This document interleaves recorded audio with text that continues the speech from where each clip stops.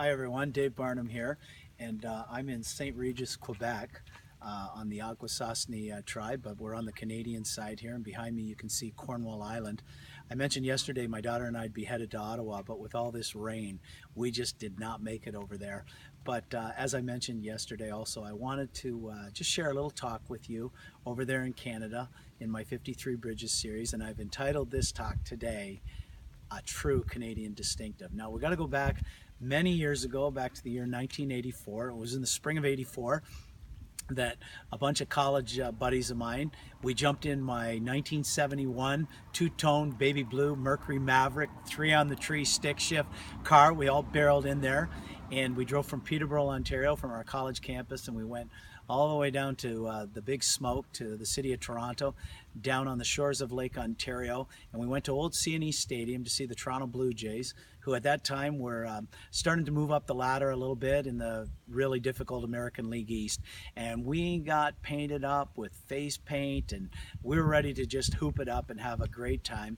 We went and sat out in the cheap seats in left field at the old ballpark, and we were in a family section, but we just had a great time. But things started out with a couple guys behind us giving a buddy of mine a hard time, and my buddy, he probably couldn't fight his way through a wet paper bag, but he pretended like he was ready to go at it with them, and I played the straight guy. We kind of did an Abbott and Costello, or maybe a Jerry Seinfeld, George Costanza bit, and we called it the spaz, and I said, hey, Griff, don't try to do the jiu-jitsu on them. And fortunately, the guys behind us didn't call our bluff, and they backed off. And but that was kind of a story within a story. But we had a great time, and I think the Jays won that night, and we just had a lot of fun. But as we were leaving our section of the ballpark, the usher came up and he said, "Guys, I got to thank you guys. I really appreciated the way you guys behaved when you guys first came in. I thought there was going to be all kinds of problems dealing with you fellas, but you guys were courteous and conscientious, and just really contributed to the overall spirit of the game."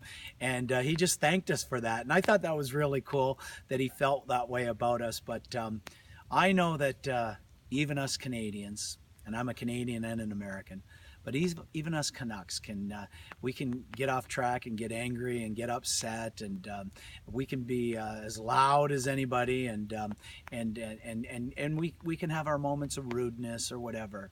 But one of the things that I'm most proud about from my Canadian upbringing is truly having a sense of conscientiousness, a sense of courtesy, a sense of just overall kindness, and comporting ourselves with a sense of appreciation and just having good manners.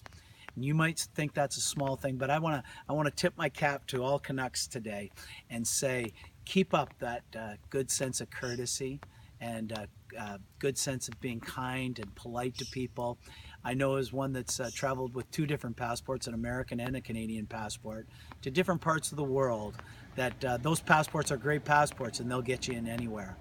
But the real passport that will take you all over the world with absolutely no problem is a sense of kindness, a sense of courtesy, a sense of gratitude, and a sense of just being really conscientious and good towards your fellow man.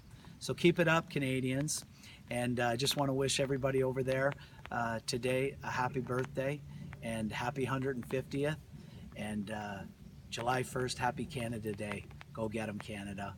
Bye-bye from St. Regis, Quebec.